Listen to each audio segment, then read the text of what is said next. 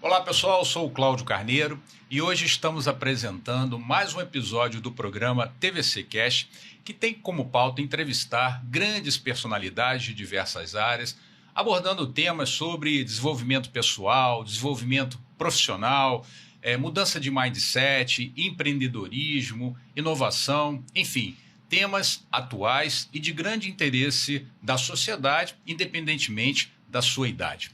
E hoje, nosso entrevistado é uma pessoa muito especial, queridíssimo, ele que é procurador-chefe do Ministério Público do Trabalho no Rio de Janeiro, professor muito prestigiado, autor de vários livros, e além de todo esse vasto currículo, que obviamente que eu só li um trechinho, porque o currículo dele é muito grande, né? É um ser humano sensacional, e eu estou falando aqui do estimado amigo, doutor Fábio Vilela. Seja muito bem-vindo, meu amigo.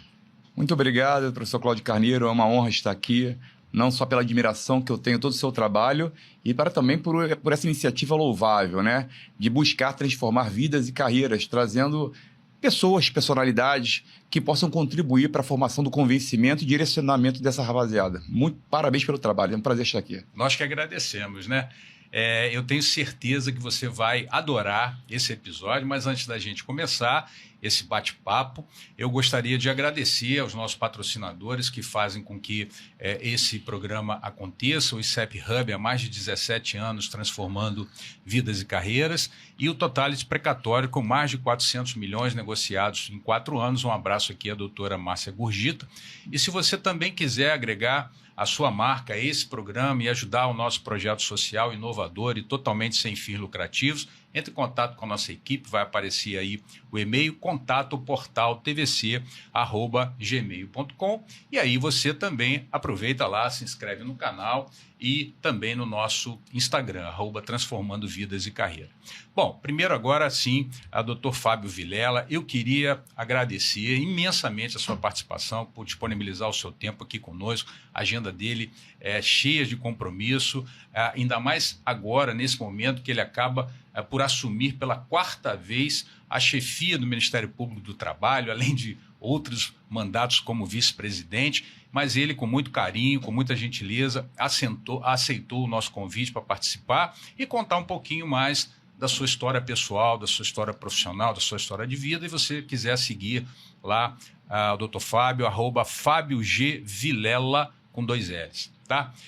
E aí eu queria agora só contar rapidamente, como a gente sempre faz aqui com os nossos convidados, um pouquinho da imensa trajetória dele profissional, apesar de jovem, né? Tem uma trajetória profissional muito grande. Então, procurador do Ministério Público do Trabalho já há 22 anos, né? E por 4 vezes procurador-chefe do Ministério Público do Trabalho aqui no Rio de Janeiro, graduado pela Universidade Federal Fluminense, pós-graduado em Direito do Trabalho e Direito Processual do Trabalho pela Universidade Gama Filho, doutor pela Universidade Autônoma de Lisboa, coordenador pedagógico, né, e professor do curso Toga, Estudos Jurídicos, enfim.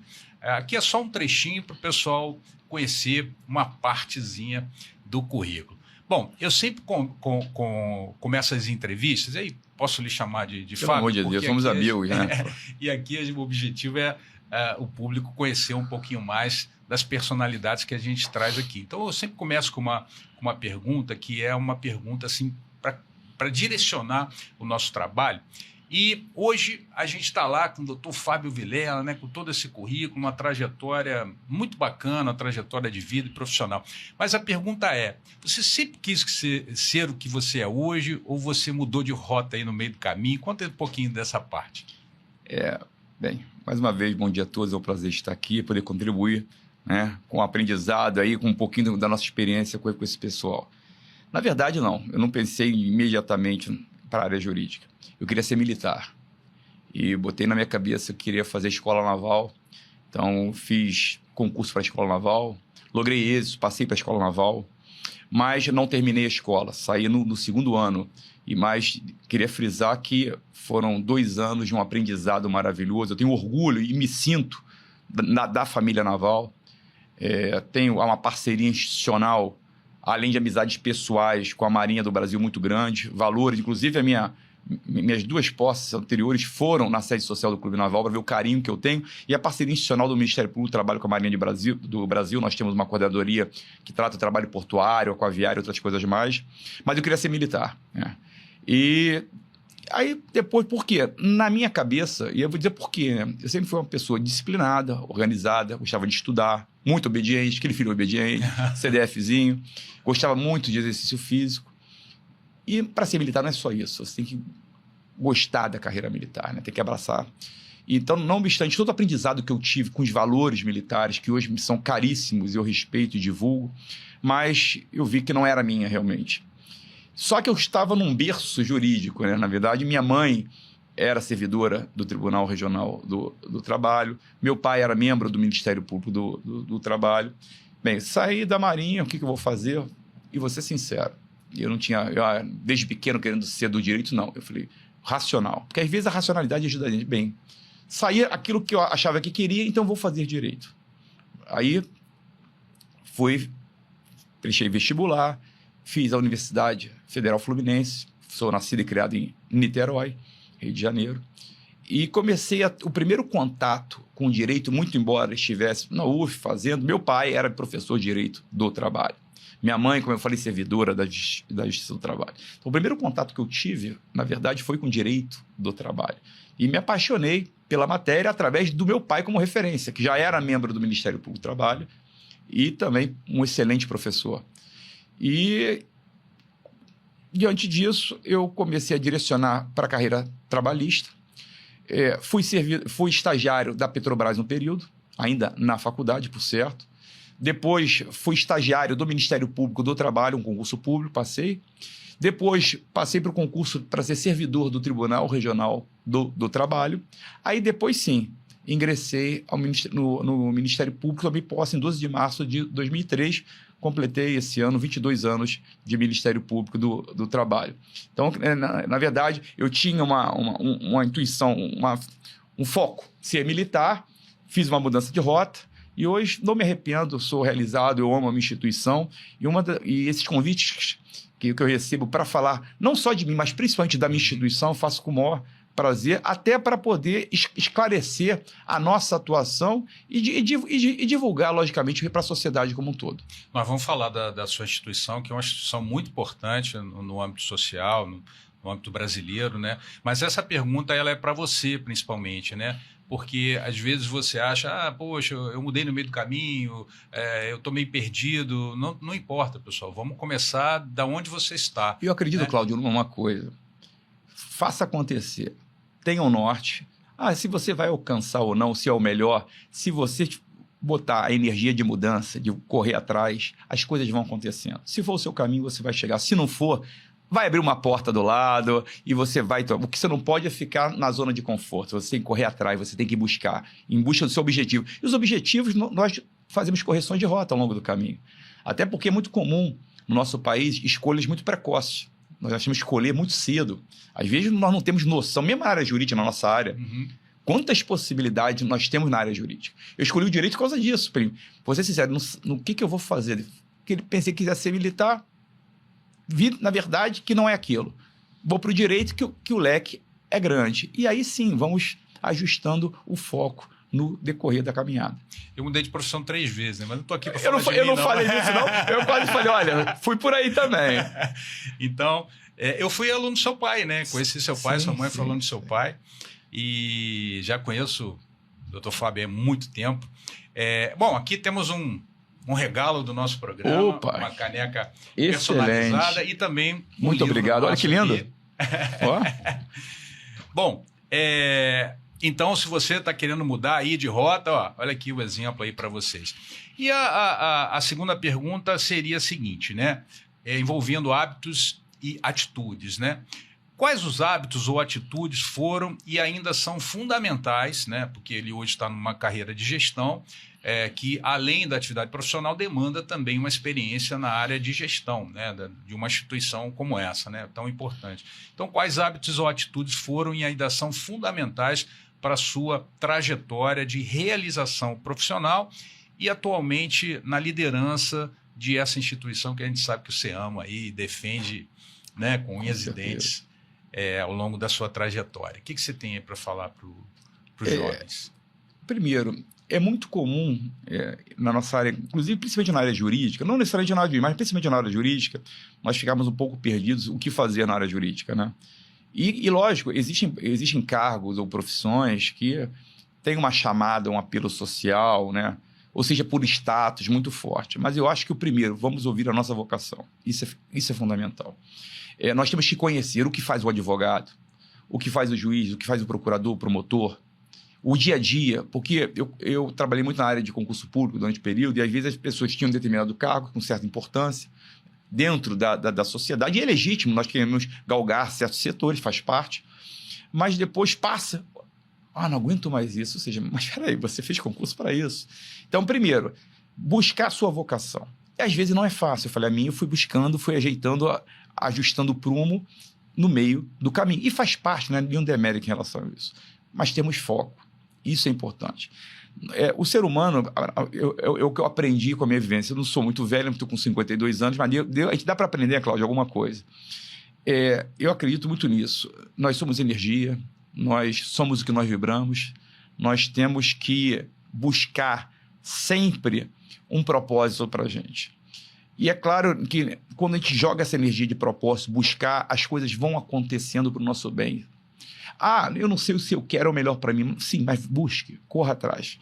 E para isso a disciplina para mim é tudo. Tá? Eu não estou falando em alta performance, não. Tá? Isso aí, eu não vou trabalhar aqui alta performance, que eu não sou... eu acho que tudo é um equilíbrio. Primeiro, eu me lembro que desde cedo, independente do meu foco, se era passar de ano num determinado momento, ou um concurso público, a minha vida toda foi fazendo concurso público, primeiro para a área militar, depois para a área jurídica, para servidor, depois para juiz, procurador, ter uma disciplina, por exemplo, de estudo forte, uma atividade física, porque mente sã, corpo são trabalham juntos. Aí você fala, foi sempre assim? Claro que não. Eu aprendi também com os meus fracassos. Logicamente, teve momentos que eu consegui equilibrar tudo, teve momentos até por questões profissionais. Eu tive recentemente um infarto. Pois é, eu sou. Pois é, por quê? Porque teve um momento que eu não alinhei. Eu deixei que algo sobrepujasse tudo demais, que o trabalho, o estresse, deixasse minha atividade física de lado, minha mente de lado, só focando. Um ritmo muito pesado. Muitos compromissos, e você acha que você tem que abraçar o mundo, não dá certo.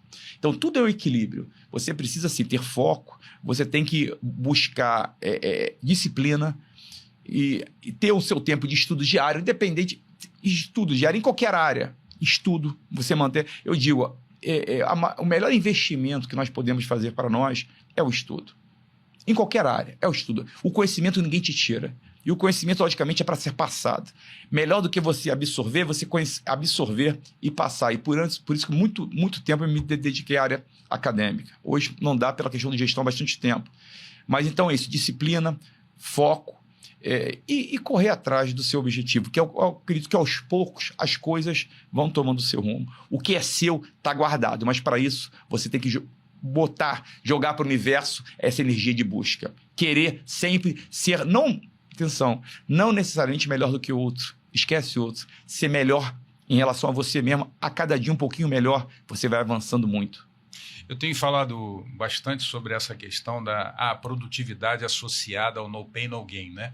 Essa era, ela já passou, pessoal, porque hoje você vê, sem a tua saúde física, sem a tua saúde mental, você não é nada, porque se você adoecer já era. Agora, é claro que essa questão da zona de conforto, né? Tem gente que diz assim, eu queria saber onde é que ela está, porque eu nunca tive nela, né? Então, assim, tem gente que está buscando essa zona de conforto. Mas cuidado.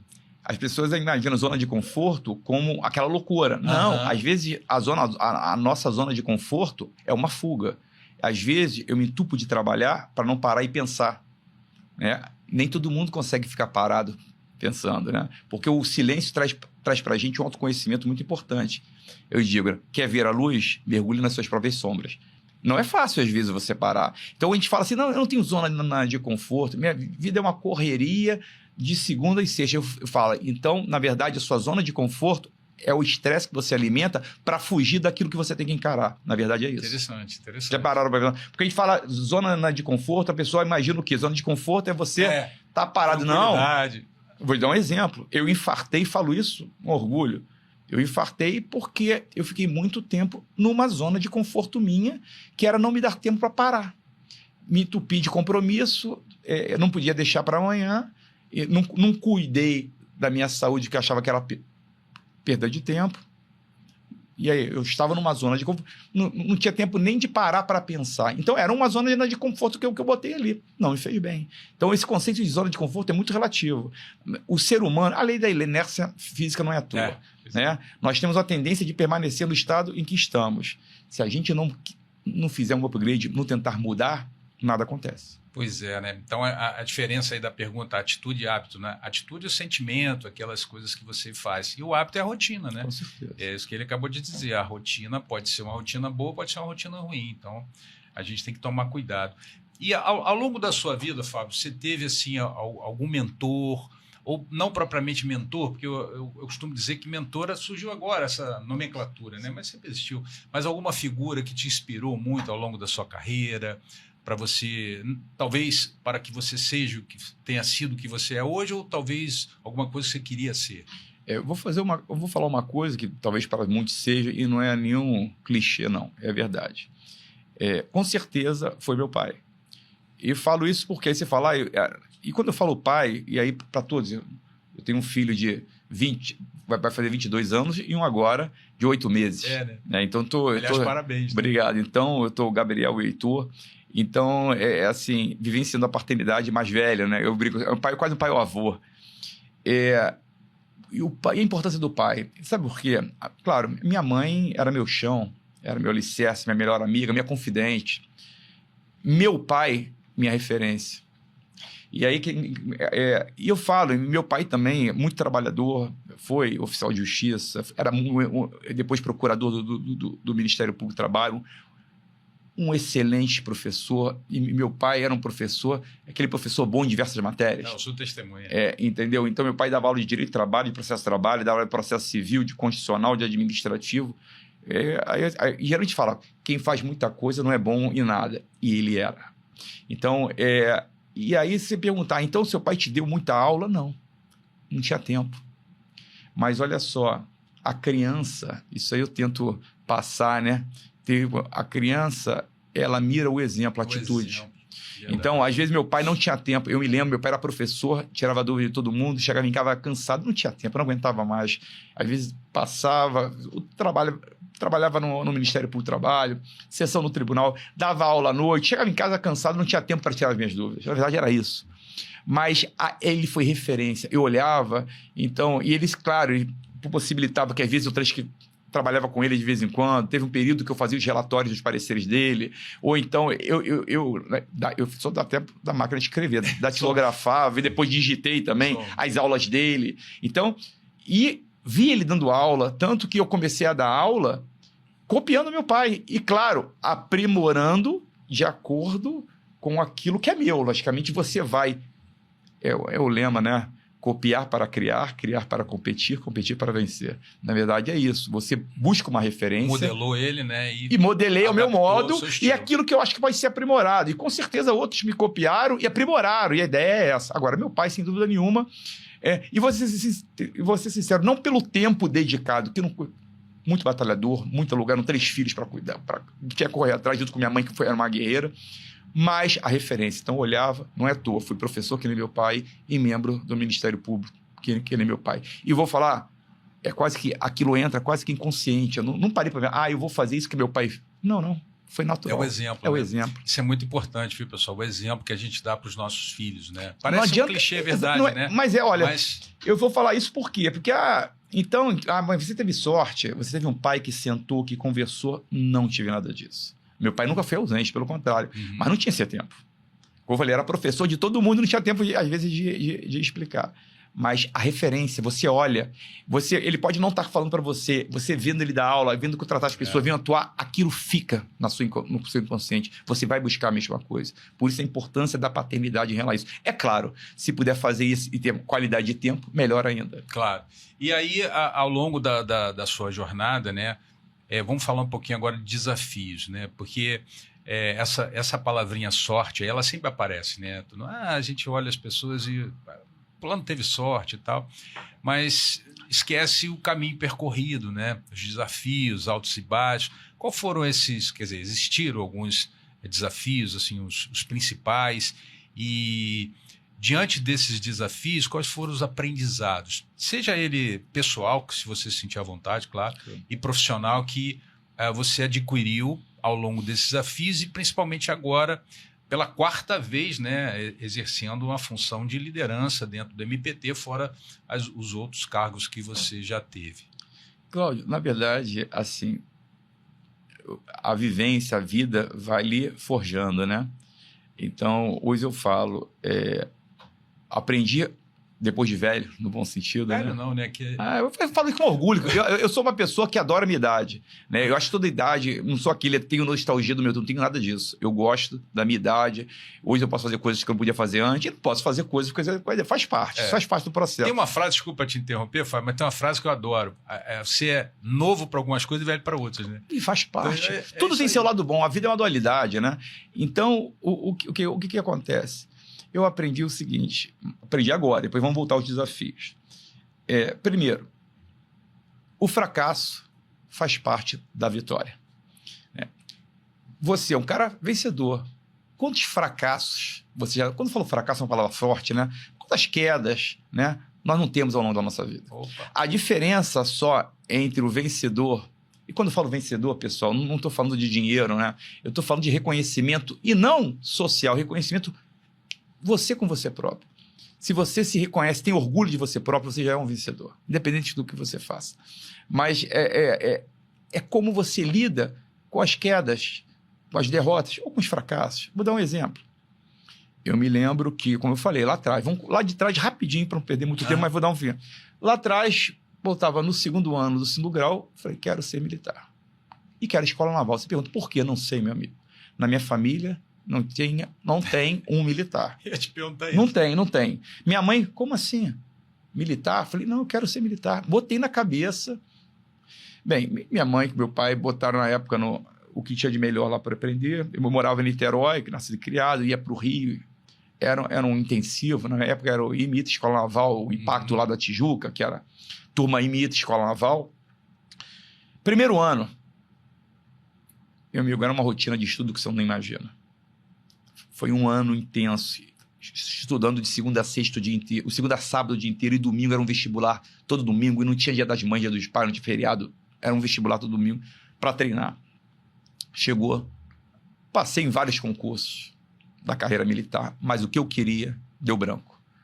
Quando eu entrei no Maracanã lotado e vi todo mundo que eu iria concorrer, deu branco. Talvez deu pane. O peso, né? Deu pane. Passei em tudo ali que eu não queria e não passei naquilo que eu queria. Eu poderia, naquele momento, fazer o quê? Eu tinha outras carreiras. Tinha a Manca, tinha passado o Exército, a AFA tinha passado a Aeronáutica, a Reforma Mercante tinha passado, e outros. Eu falei, não.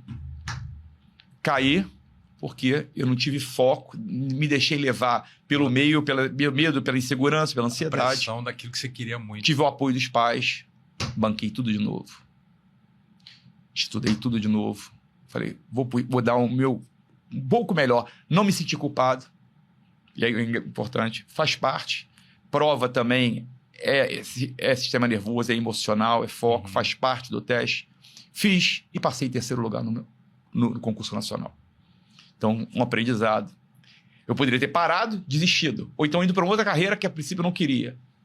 Tive uma derrota, mas a derrota me ensinou a ter foco, a ter cuidado. E sabe, cuidado. Prova não é só conhecimento, é também, né? Mas também atenção, é você trabalhar o seu emocional. Me preparou. Depois de diversos concursos públicos, a mesma coisa, passava, não passava, faz parte. Hoje, eu digo que o maior desafio que eu tenho, e aí já vou para... Aí foi carreira no Ministério Público, vários. Na área de gestão, é gestão de pessoas. Você lidar com gestão de pessoas é um desafio. Porque ser chefe, Cláudio, todo mundo é. Ser um líder que é a diferença. Também é um clichê muito normal, mas você ser líder, ou buscar ser um bom líder, não é fácil. Ter empatia e ter firmeza não é fácil. Só o que te traz isso é vivência. E eu costumo falar, a gestão me trouxe... Qual o desafio? Você não precisa saber tudo, mas você tem que ter o tirocínio para saber o que delegar, a quem delegar, como delegar e quando delegar. E supervisionar tudo isso e tocando. Então, na verdade, o desafio, e aí essa palavra desafio é interessante, e aí com um aprendizado mais velho que eu fui ganhando, nos momentos mais difíceis, nós, é uma filosofia ocidental, temos na crise como um problema, né? Estamos em crise, pronto. Para tudo, estamos mal. Você pega a filosofia oriental, a crise, na verdade, nada mais é do que uma oportunidade de quê? De crescimento, de você mudar o rumo, de aprendizado.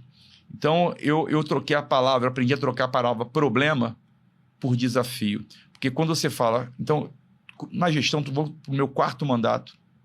E claro que a vitória não é minha. A vitória é de uma equipe enorme de membros que estão comigo, de servidores, porque você não tem como ser líder ou chefe de nada sem um grupo coeso e tendo um propósito junto. E aí eu sempre eu acordo todo dia dando graças. Demora, tá? Isso não é fácil não. Você agradecer, reconhecer, né? E depois falar, bem, quais serão os meus desafios desse dia? Ou seja, o que eu tenho que aprender agora e pedir sabedoria para saber lidar com eles. Por quê? Quando eu me preocupo com um problema, preocupação, eu estou antecipando o futuro que eu nem sei se vai vir ou não. E um problema, eu me foco numa situação negativa. Quando eu falo quais serão os desafios, eu foco o quê? Na sua superação. Então, a todo dia eu vou buscando, e claro, eu brinco, a vida para mim passou a ser um videogame, no bom sentido. Cada dia com a sua fase. E o que passou, Cláudio, passou. Não existe mais. Agir certo, excelente. Agir errado, sem culpa. Mas eu tenho conhecimento. Se eu agir errado, eu já tenho conhecimento. Então eu tenho que trazer para mim o que? A responsabilidade. Eu vou agir o que? O agora. E aí outro clichê que, independente de filosofia, de religião, o que importa, meu amigo, é o agora. É aqui, é o que a gente está fazendo aqui. Aqui, nesse momento, estou com o meu amigo Cláudio, então aqui eu estou dando o meu melhor. O que eu vou fazer daqui a 10 minutos, eu vou me focar daqui a 10 minutos. Isso aí foi uma vivência que eu tive, porque hoje o mal é saúde mental. Eu sei que eu lido com isso como membro do Ministério Público, e aí você vê a saúde mental, tanto no âmbito interno, externo, tá? É o mal do século hoje. Quem se apega muito ao passado, chama depressão. Quem se apega demais ao futuro, chama ansiedade. Então, e ninguém vive o quê? O presente. Falta a presença. Então, hoje, se eu pudesse ensinar hoje a passar... E detalhe, não sou mestre de nada. Cada dia eu tenho que aprender, porque não é fácil. Você buscar o conhecimento dos desafios que te trouxeram do passado, sem se atrelar ao passado. Não trabalhar com culpa, mas com responsabilidade. Deixar o futuro acontecer e se preocupar com aqui. Porque o que existe é só o hoje, é o agora.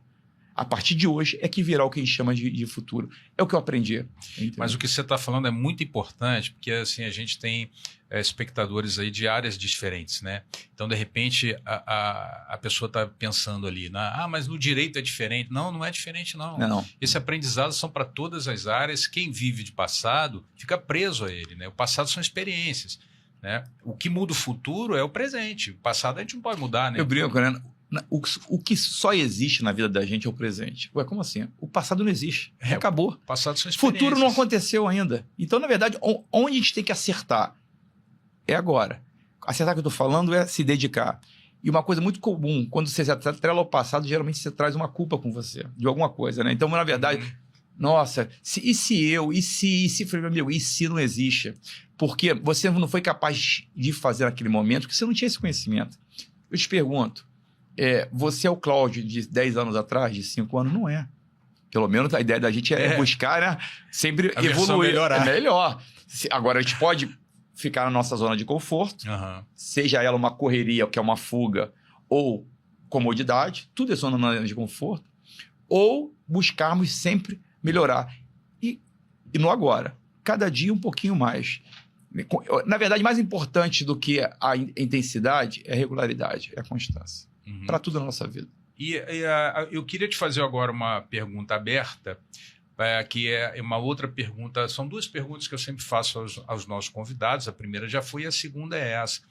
O que é sucesso para você?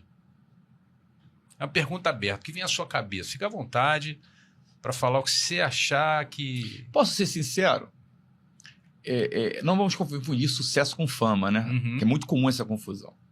Sucesso, na verdade, é você...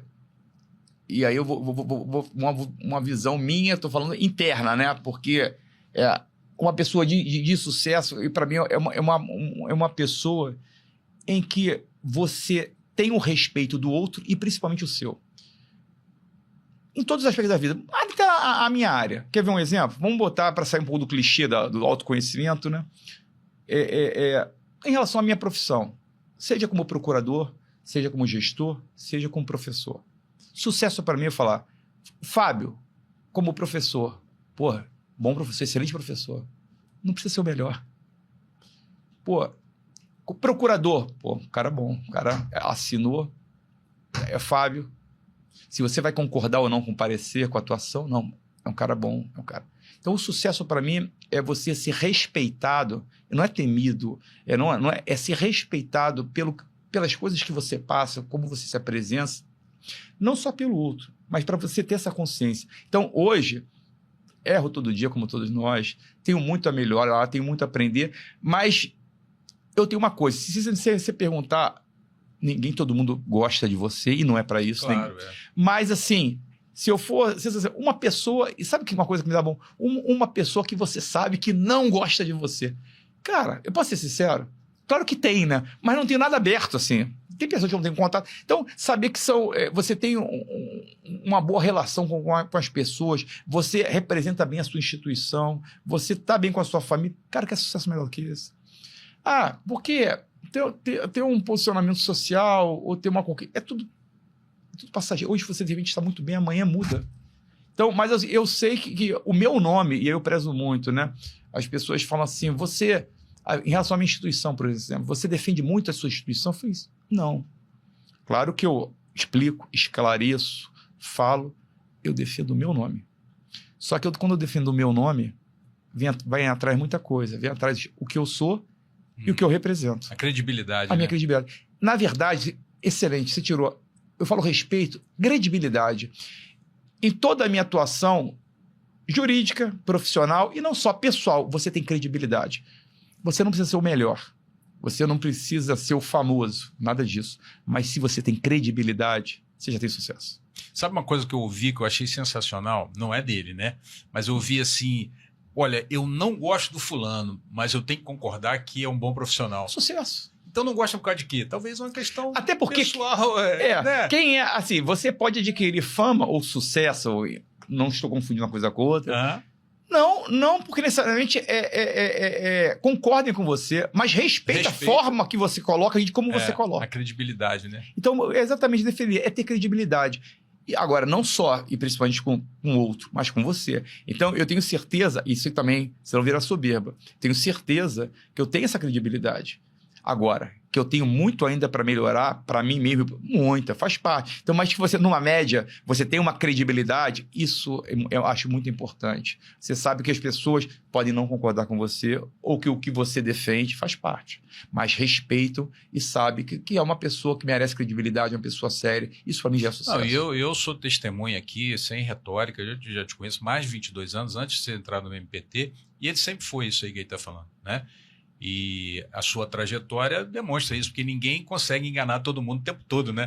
E é uma coisa interessante, quer ver uma coisa que eu também a gestão me deu? Isso aí, eu falo, se você perguntar, Cláudio, olha, a gente tem uma vida acadêmica, você muito mais, e continua até hoje, eu tive que dar uma paradinha por causa de gestão, entrei em gestão, muita, mas uma coisa que eu gosto de fazer, e aí que tá, é relação institucional.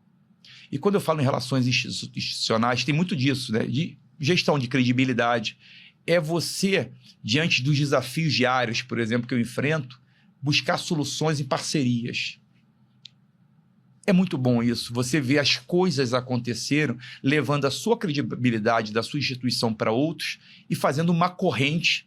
E quando eu falo em várias questões, claro que quando estamos falando de relações institucionais, não são meramente pessoais, são muitas vezes políticas de Estado, não de governo, não tem nada a ver com governo, partido político. Você trazer a sua instituição, fazer parcerias em prol da própria sociedade, você poder ajudar uma instituição com seus contatos, tudo isso agrega. tudo isso te traz credibilidade, te traz sucesso, entre aspas, e te dá uma satisfação.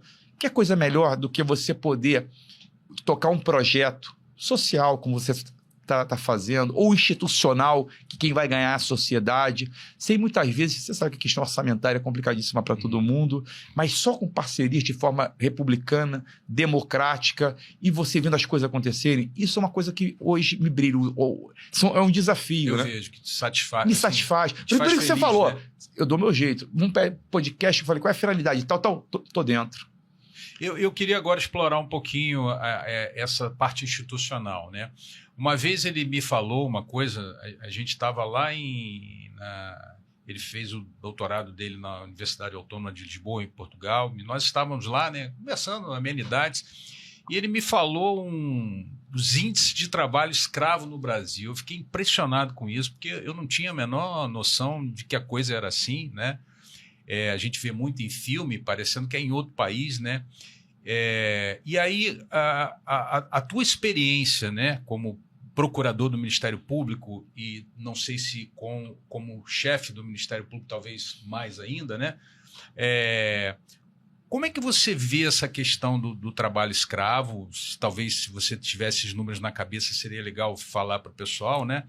E como promover ambientes de trabalho mais saudáveis, inclusivos, produtivos, frente aí essas demandas de mercado. E se você quiser falar para o empregador e para o empregado, você pode falar um pouquinho mais, que eu acho esse comentário, embora triste, né? Sim. Mas fundamental, né? Eu vou aproveitar essa oportunidade de contextualizar. É o seguinte, quando eu falo em Ministério Público do Trabalho, eu acho muito importante fazer algumas distinções. E até porque aproveito o seu programa, vamos dizer assim, que a audiência vai bombar com você, e divulgar o conhecimento. É muito comum fazerem confusão, inclusive quem é da área jurídica, entre Ministério Público do Trabalho, Ministério do Trabalho e Justiça do Trabalho. São instituições totalmente diferentes que integram, junto com a advocacia trabalhista, o sistema de justiça trabalhista. Uhum. Né? Na verdade, todos nós, de alguma forma ou outra, temos como responsabilidade a promoção do chamado trabalho decente. Para que o trabalho, na verdade, quando a Constituição, no artigo 6º, fala direito ao trabalho, não a qualquer trabalho, mas um trabalho, o artigo 6º tem que ser interpretado junto com os fundamentos do Estado Democrático de Direito, artigo 1º, inciso 3. Ou seja, o trabalho ser um importante instrumento de concretização da dignidade da pessoa humana, de reafirmação da cidadania. E o trabalho, por si só, tem um valor social, assim como a livre iniciativa tem, como diz lá também no artigo 1º, inciso 4º da Constituição. Então, o Ministério Público do Trabalho é um órgão constitucional independente, alguns chamam de quarto poder, né? O Ministério Público é um órgão constitucional independente, que a quem cabe a defesa da ordem jurídica, o regime democrático e os interesses sociais e individuais indisponíveis no âmbito das relações de trabalho. Esse é o Ministério Público do Trabalho. Nós temos por norte a tutela dos chamados direitos meta-individuais. São os direitos difusos, que são direitos de todos nós, difusos na sociedade. Né, que tá? Tá aí nos Exemplo, quando o ente público não observa a regra do concurso público, está violando o direito difuso de qualquer um que seja candidato poder participar. Está violando o regime democrático, uma forma de democracia, ter acesso ao serviço público através do concurso público. Da ordem jurídica, dos interesses sociais indisponíveis, ou seja, os direitos meta-individuais, os difusos, coletivos, individuais homogêneos que tenham repercussão social, e aí os direitos fundamentais em si. Eu costumo falar que o Ministério Público do Trabalho, Cláudio, não deixa de ser um advogado. Só que é um advogado não do Estado, que aí temos a advocacia pública, né? É um advogado da sociedade, que tem, por isso, prerrogativas. Aí, muita gente fala, o Ministério Público atua no direito coletivo. Não, necessariamente. Exemplo, vamos pegar o trabalho escravo, como você falou. Se eu tenho um trabalhador em situação análoga de escravidão contemporânea, ou uma criança sendo explorada, já cabe a nossa atuação. Até porque aquela lesão, pela sua gravidade, viola direitos fundamentais, uma disponibilidade que é inerente àquela lesão, que ultrapassa a figura da individualidade atingida e afeta a todos nós. Como você mesmo falou, olha, Nós temos, por exemplo, trabalho escravo doméstico, hoje, infelizmente, é muito comum. Quando você vê uma notícia, trabalho escravo doméstico, aí você fala assim, nossa, isso existe? Isso te violenta como cidadão. Então, tem uma carga difusa aí também.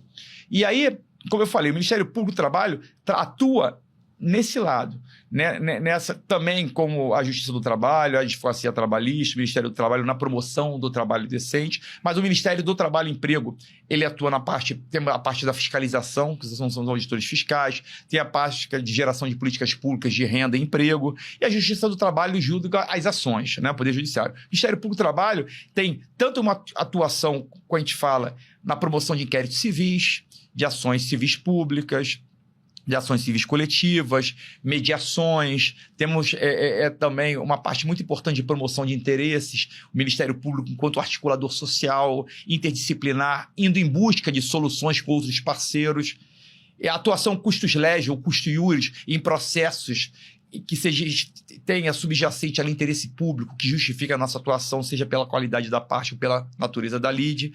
E entre vários temas é esse, o trabalho em condições análogas de escravo, que é um crime no artigo 149 do Código Penal. Nós temos uma chamada Coordenadoria Nacional de Erradicação do Trabalho Escravo, enfrentamento ao tráfico de pessoas. Em cada regional, aqui no Rio, nós temos a Coordenadoria Regional. E existe sim, existe. E quando eu falo em trabalho em condições análogas de escravo ou escravidão contemporânea, existem 4 modalidades, né? No próprio tipo do artigo 149, existe o trabalho forçado, que é quando o trabalhador ele tem, além da sua locomoção, a sua autodeterminação cerceada, ele não pode se desligar. Geralmente é feito o aliciamento, o engodo, a fraude. São trabalhadores que estão em situação de vulnerabilidade social, precisam comer, precisam se alimentar, precisam de trabalho.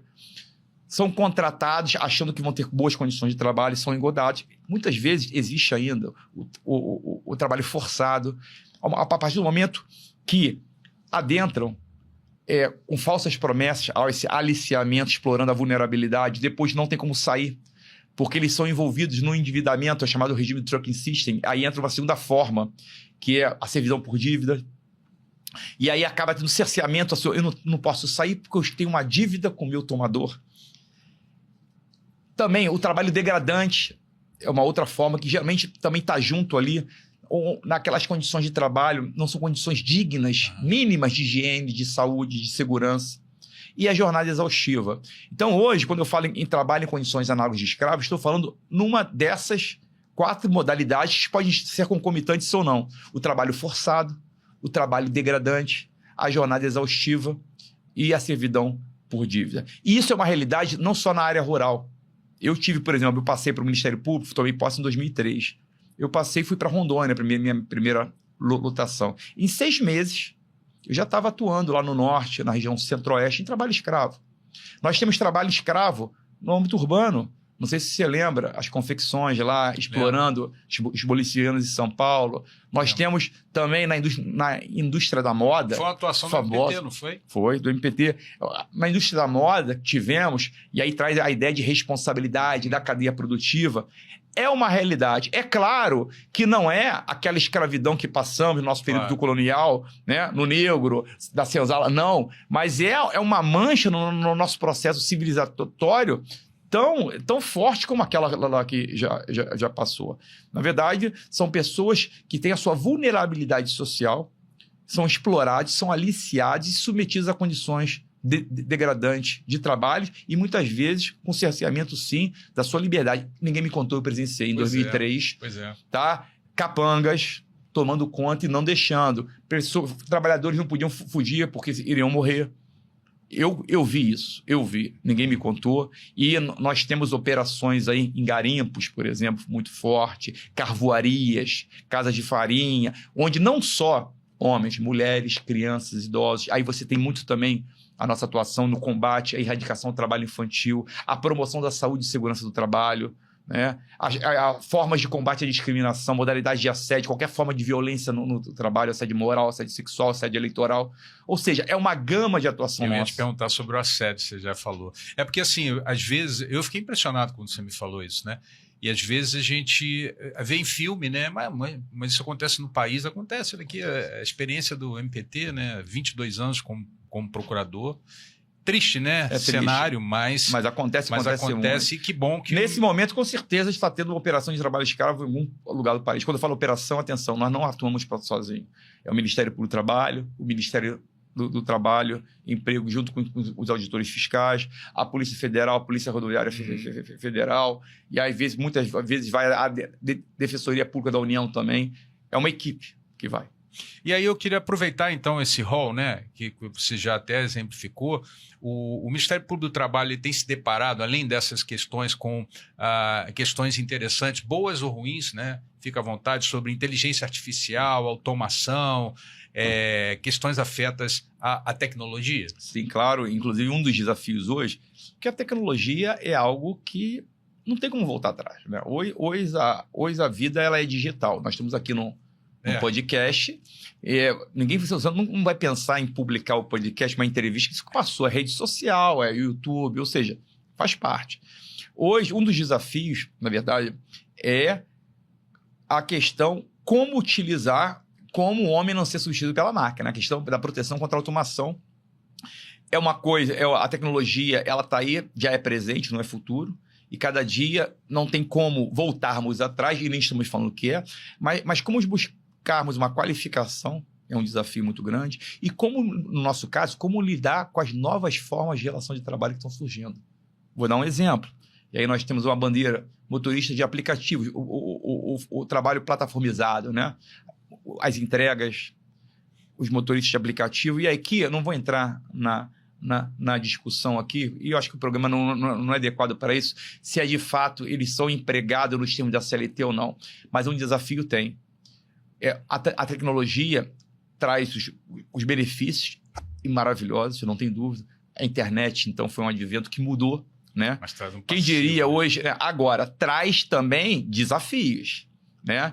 Muito grandes. Primeiro, questão da qualificação, e segundo, não temos cuidado com a precarização das relações de trabalho. Porque o trabalho, na verdade...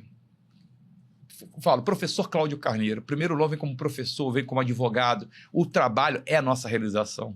É o que nos identifica dentro da comunidade. É aquilo que nos torna cidadão. Então, o trabalho é algo que vem para aquela... Né, o homem, como diz Gonzaguinha, o homem sem trabalho é homem sem honra. Né? Na verdade, isso é muito importante para a gente. Então, para que não haja uma mercantilização, uma precarização, você vendo uma questão, uma necessidade de discutir quais são as melhores formas de proteção social diante dessas novas relações de trabalho.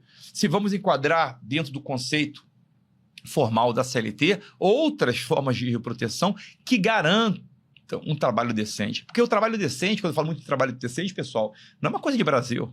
É um compromisso internacional assumido pelo Brasil e outras nações de buscarem esse trabalho decente. Então, a todo momento, estamos pensando, primeiro, como utilizarmos essas novas ferramentas de inteligência artificial, por exemplo. Hoje, um advogado, um procurador que não saiba lidar com inteligência artificial está ficando para trás. Faz parte. Agora, não é que vai substituir o nosso papel. Na verdade, vai buscar o quê? Otimizar a nossa atuação, tá? E tentar, com isso, ganharmos maior produtividade. Mas aí o ser humano é fundamental para o quê? Para o controle de qualidade. Utilizar a tecnologia como meio, né? Para atingir a finalidade. Exatamente. Claro, né? Eu vou te fazer uma pergunta aqui, e obviamente que você não vai poder responder como médico, né? Mas a visão jurídica ela é muito importante. Você já até citou nesse tema envolvendo ansiedade, estresse, o burnout, e nem tão pouco como psicólogo, né? Mas do ponto de vista jurídico, né? Como procurador no Ministério Público do Trabalho, quais são as estratégias que a sociedade pode usar na relação de trabalho para tentar evitar isso, ou alguma coisa que você tenha visto que você pode dar de conselho aí para todos, com a tua experiência dentro do MPT? Uma coisa que eu mantenho muito, embora tenha afastado um pouco da parte acadêmica, uma coisa que eu gosto de falar e fazer são palestras eventuais. E não me furto, tendo agenda, eu falo isso, seja para as empresas, público, empresários, ou advogados, ou trabalhadores, Claro que você ajusta o discurso de acordo com o público. Por que ajustar o discurso? Você tem que falar a linguagem. Dá uma customizada, né? Tem que falar. Isso aí não é política, isso pelo contrário. Eu vou falar o quê? Para trabalhadores, eu não posso pegar o juridiquês e ficar falando. Para advogados, eu posso ser mais técnico. Para empresário, eu tenho que ter uma outra linguagem. Por quê? Tive a honra de, por exemplo, a seu convite, dar aulas em compliance trabalhista, não é isso? Naquela pós-graduação que você coordenava. Foi um desafio, porque eu tive que lidar com compliance officers, com advogados, pessoal de RH. É uma outra linguagem. E aí você que dizer dos benefícios de um compliance, tá? Isso tem a ver com compliance também, dentro de uma visão empresarial. Que é legítimo também. Eu costumo brincar. O Ministério Público do Trabalho, o pessoal fala, defende o trabalhador. Não, nós defendemos a ordem jurídica. E ao defender a ordem jurídica, nós defendemos o bom trabalhador e a boa empresa. Até precisamos dos dois.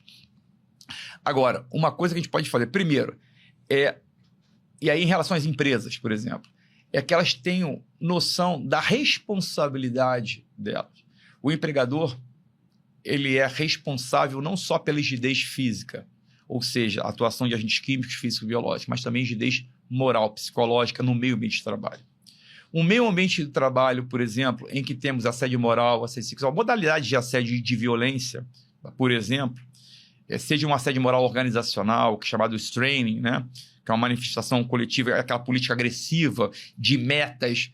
Não tem nenhum problema ter metas. O problema é como se exige o cumprimento dessas metas, ou metas inatingíveis, em que você leva o trabalhador ao estresse. Isso traz um adoecimento, cai a produtividade, e isso pode refletir, inclusive, na rigidez reputacional da empresa, que tem valor de mercado. Né? Então, a responsabilidade do empregador, não que ele seja um garantidor universal, não é isso, mas a partir do momento que ele tem um corpo de trabalhadores, de empregados, ele tem essa responsabilidade. E a lei dá, assim, um cunho de responsabilidade objetiva. Por quê? Porque ele responde pelos atos de seus empregados e prepostos perante terceiro. Então, tem essa responsabilidade em relação aos seus próprios empregados.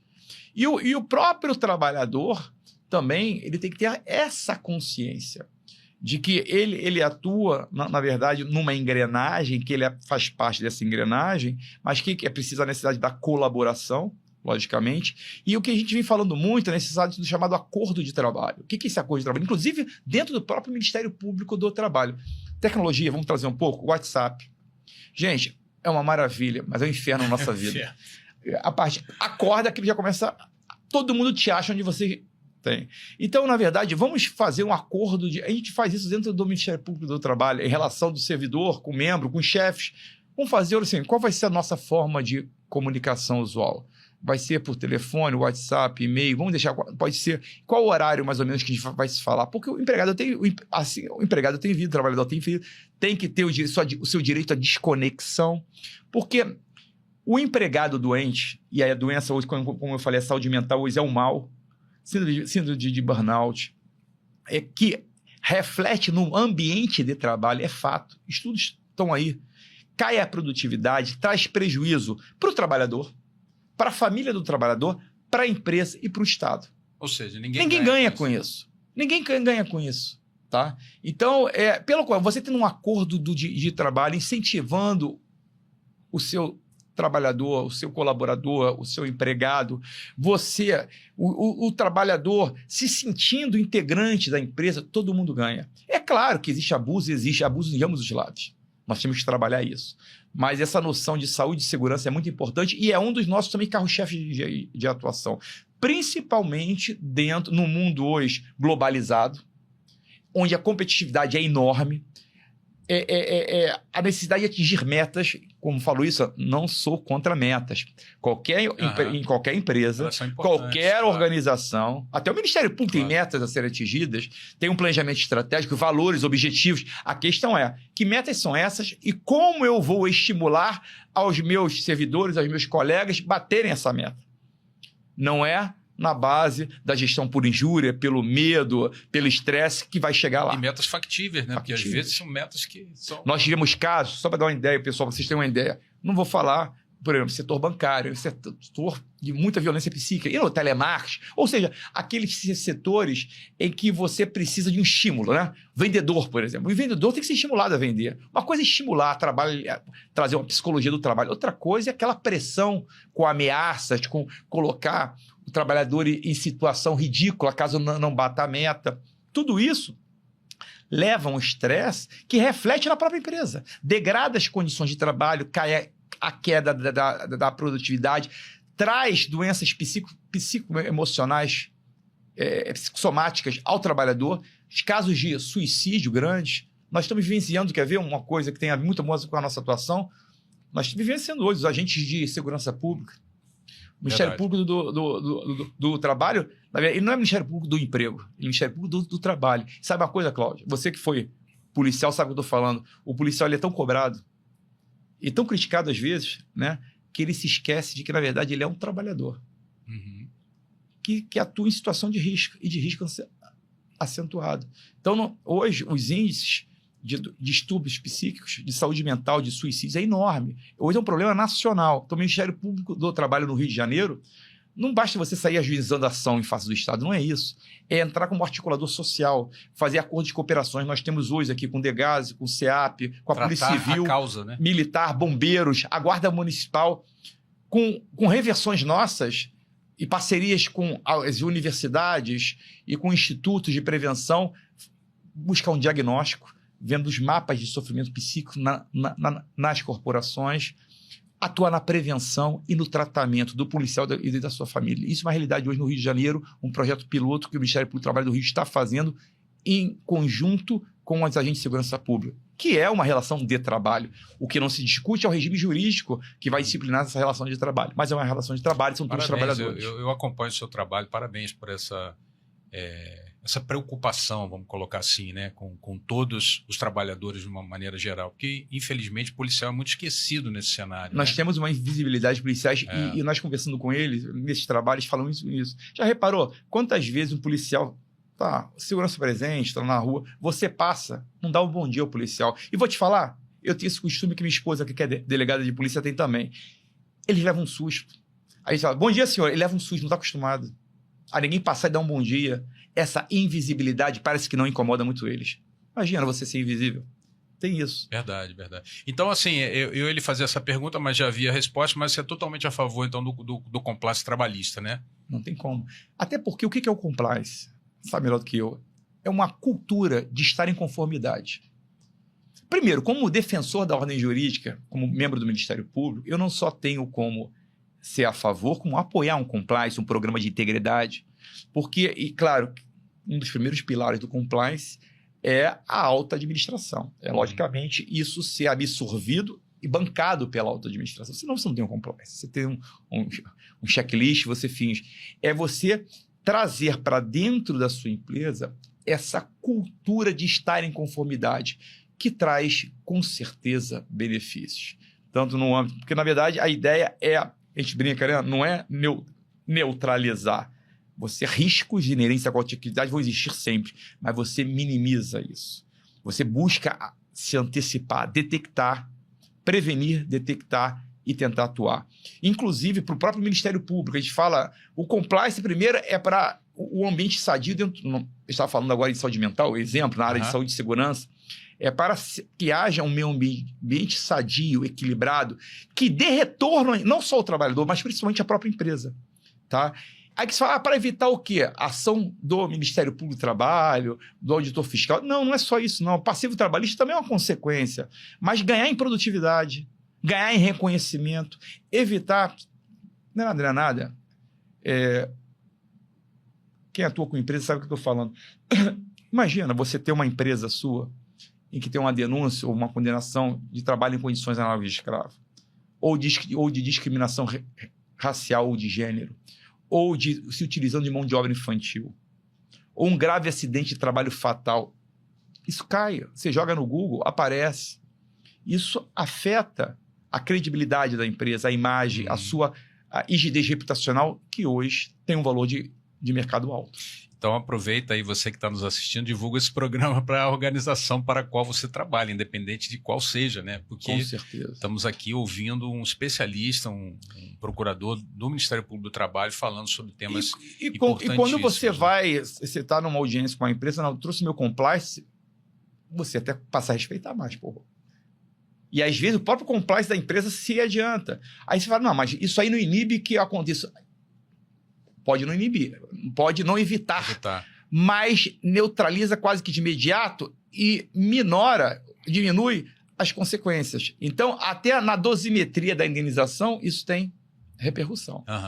Ou às vezes até uma absolvição. Olha só, atuou, o dano foi mínimo. Gestão de risco, né? De risco, exatamente. Pessoal, a gente gostaria de aqui, eu ficaria conversando com você horas aqui, mas eu queria te fazer a última pergunta, infelizmente, por causa do nosso tempo, que é uma pergunta agora sobre a sua vida. Quem é, para o pessoal aqui concluir a sua história de vida, quem é o Fábio Vilela fora da mídia, fora do MPT, fora da sala de aula? Aliás, as palestras dele são sensacionais, as pessoas têm que ver a motivação que ele tem para falar desse tema, né? Que aí ele já fala sozinho, né? Eu aqui estou interrompendo para a gente falar, mas é totalmente motivante assistir várias, né? Obrigado. Então, quem é Fábio Vilela fora da mídia, do MPT, dos palcos, da sala de aula, das palestras? Fala aí um pouquinho para a gente te conhecer mais. Eu já conheço, mas o público aqui.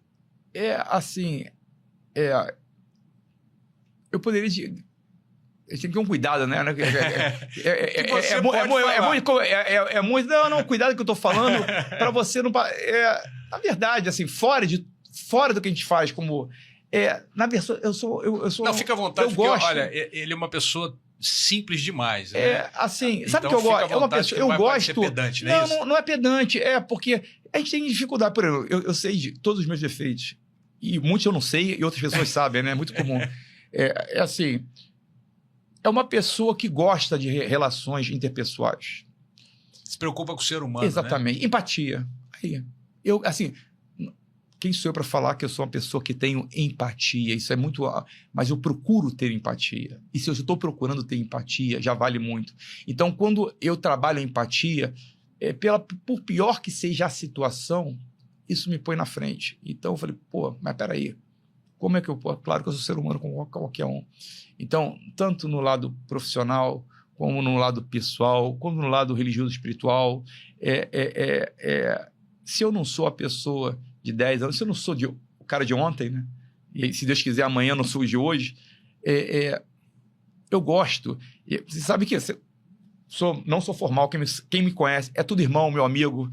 Até que meu amigo, isso já traz, né? Na verdade...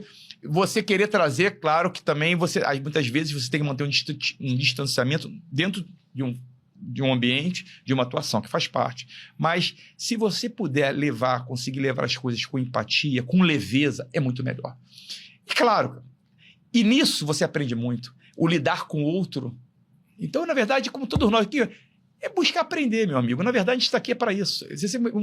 Uma vez me perguntaram, se você tivesse, qual é o seu propósito de vida? É complicado isso. Seu propósito de vida. Não é propósito profissional. Qual é seu propósito de vida? Eu já pensei, eu diria... Bem, eu sei, independente, que eu estou aqui para aprender. Sempre aprender. Nós somos eternos aprendizes. Tá? E meu propósito de vida é só um, meu amigo. Porque a vida é um sobe e desce, né? Hoje você está lá em cima, amanhã você está no meio, outro você está lá embaixo. E o que vale é a sua empatia com o outro, que de repente aquele pode te dar a mão para te levantar.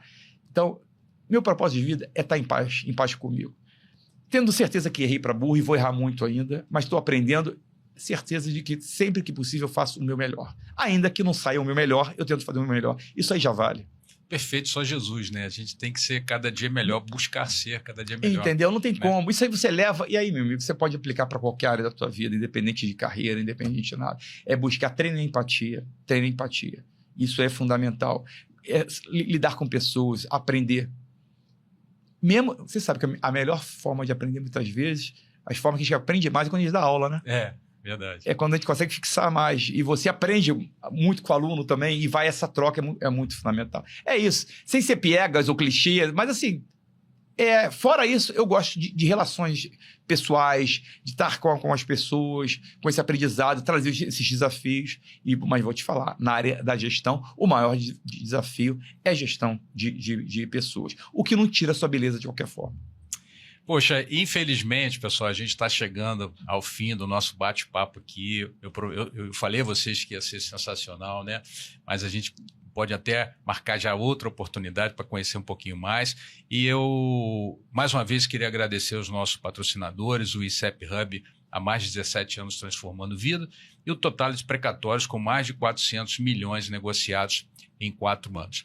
Doutor Fábio, eu queria deixar aqui meu agradecimento pessoal. A gente tem ciência da sua agenda pesadíssima, mas ainda assim se disponibilizou para estar aqui, contando um pouquinho mais da sua história, dando dicas importantes, falando sobre a atuação no Ministério Público, que é uma instituição que tem uma missão muito importante, a gente desfrutar do seu conhecimento. Então, fique à vontade para deixar seus contatos, deixar os contatos de rede social, já adianto aqui, que é o @FábioG Vilela, com 2 L's, né? E muito obrigado pela sua disponibilidade, sobretudo para a gente conhecer um pouquinho mais da sua vida, né? Muito obrigado, Cláudio. Foi um prazer estar aqui nesse podcast, TVC Cast. Parabéns pela iniciativa. As pessoas precisam disso, né? Ter referências, né? Não, ninguém vai ensinar nada a ninguém, mas claro, referência a tudo. Você tem modelos, vai adaptando qual é o melhor modelo para você. E eu desejo sucesso. E, por favor, divulguem.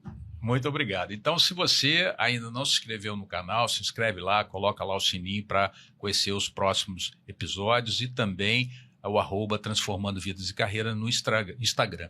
Se você também quiser agregar sua marca a esse programa social, ele não tem nenhuma finalidade lucrativa, é um projeto social nosso, entre em contato com a nossa equipe através do e-mail contato_portal_tvc@gmail.com. E também, dentro desse projeto social, nós temos 3 e-books e 3 minicursos sobre a série Educação Financeira, envolvendo crianças, jovens e casais. Toda a renda desse material ela é revertida para o projeto social e você pode acessar através do e-mail que vai estar na descrição desse vídeo. Contamos aí com a sua ajuda. Afinal, educação financeira é um tema muito importante para toda a sociedade. Muito obrigado, doutor Fábio. Muito obrigado. Sucesso mais uma vez aí a todos vocês. Obrigado.